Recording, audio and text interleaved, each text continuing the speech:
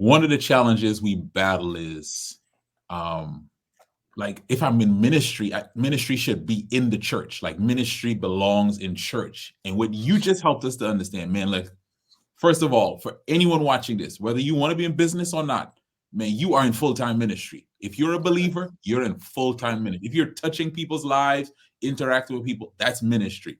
But what you're also helping us to understand, Jeremy, is the most, and I'm going to say it, the most impactful ministry is outside of the church because that's where people Come on. really need help. I'm going to let you respond to that. Yes. So I'm about to read you something that my assistant just sent me, but let me just say this. There, of course, we need our shepherds.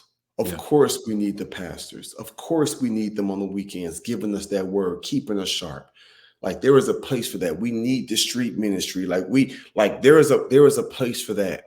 But what God is doing, and really what God has been doing, is happening outside of the four walls of the church. And bro, like you know my history, so you know how we've been getting down over the years. Like we've been out in the streets ministering to the dope dealers, to the gang members, to the prostitutes, to the homeless, detention centers, group homes, shelters. See, people see me on stage now in Vegas and Australia and all these different places in front of 15, 20,000 people speaking. And they're like, yo, look at Jay. But they ain't see me when I was in the group homes. They didn't see me when I was in the homeless shelters. They ain't see me when we was feeding people and ministering people and casting out the enemy when we was in Skid Row on Grace Tour in Cali, right? They didn't see us like all the other work that we're doing, right? So they haven't seen my track record over the years. So I tell people all the time, man, like folks are out here struggling on so many layers. And there are some people that's going to help them, you know what I'm saying, like not quit and not give up and not commit suicide and not throw their life away and not drop out of school and become a complete failure and become a statistic. You know what I'm saying? So now when I'm going to schools, I'm letting these black and brown boys know, like,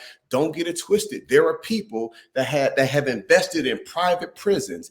They hope you drop out of school. They hope you get caught up with a dope charge. They hope you go off to prison because the more people get locked up, the more wealthier they get. So I'm opening up these young kings and queens' minds to let them know, like, there's a world out here that is not rooting for you. They hope you fail so they could profit from your pain, right? But I'm going to show you what it looks like when you really embrace who you are and you move forward with the plan that you've been called to have. And so that's the energy I have. And look what happens when you have the spirit and the power of God within and you're open and you're vulnerable and you're transparent. Because I be real tactful. So if I'm in schools and I'm sharing my story, I can't talk about how I was baptized and denominations and all of that, but I can say, like, man, I got my character right. I started joining my local church. I started giving back. I started volunteering. I began to work on my character. That's it. Now kids is like, oh, he a Christian. And now they sending me DMs like, hey, bro, you believe God is real? Or kids will come up to me afterwards like, can you pray with me? Now you in my personal space. I can pray now. I can lay hands on you now. You know what I'm saying? Like I can really pour into you on that space. I just got done speaking in front of about maybe 1,000 people in Phoenix, Arizona, right? It was for a real estate investment conference. So this conference, it wasn't just for those interested in real estate. It's for people who are trying to raise capital for big real estate deals, like 10 million, $30 million. Like it's a different type of room, bro. They bring me in to speak. I want to just read to you something that someone that was in the audience after a 3-day event, he heard my talk and look what he said. He sent this to my assistant, Jeremy. I didn't get a chance to shake your hand this weekend and tell you in person, but I had to tell you that you touched me. Your transparency about your marriage issues really hit home for me. I came away from Raise Fest and had some great ideas on how to raise my real estate game. But the important message that I needed to hear was how to be a better husband. I'm going to put the same energy into my marriage as I'm doing in my real estate business. Thank you for your vulnerability. Bro, this looked like, well, you can't see it because my camera focused on, you see that? There we go. Yeah. Come on, bro. What are we talking about, bro? I can't tell you, bro. Every week I get a Caucasian and middle-aged male come to me in tears in person or in email. And like, bro, I'm gonna be a better husband. Bro, I'm gonna be a better father. Man, I've been struggling with some addictions, or I wasn't addicted to this, but I've been addicted to pornography. I need to work on my character. I'm looking like, bro, I ain't said nothing about God. And they feel his presence. Yeah. And so I tell people all the time, man, I really believe that most speaking is ministry. Mhm. Like man, life and death is Yeah. in the Ooh. power of the tongue.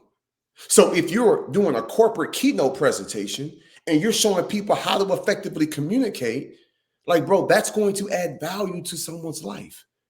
Right. So I'm speaking for the Ford Motor Company, my biggest gig ever in Dearborn, Michigan. Right. My biggest gig ever because they're a Fortune 18 company. So they're the 18th largest company in America. And the check is the biggest I've ever gotten for one single speech. Right. I got 45 minutes to present to them, bro. This is the biggest gig in my life. And they want me to come in and talk about next level living. They want me to talk about occupational integrity. How do you have integrity in all of the different spaces you occupy as a husband, as a father, as a mother, as a wife, as a spouse? Like, this is what they want me. So they're like, help us be able to overcome adversities. Share us your story, your pain, your Mm. journey of sobriety. Like, they want to know, like, man, how did you master all of this? How are you so disciplined? Like, let's talk about your faith. Like, bruh. And so it's Wow. mind blowing to see what they're looking for. So I tell people all the time, it's ministry. You put together a girls program, and now the young girls in the school systems or at the university see they worth and they value because most of their fathers are in their lives. And now they're not out here sleeping around trying to find the validation of men because a woman that's older that looked out and poured into her now has a young girls program in the school. You Yeah. feel me, bro? So I'm telling people all the time, like, there are so many different ways that you can add value and where speaking can be like a ministry outside of you preaching.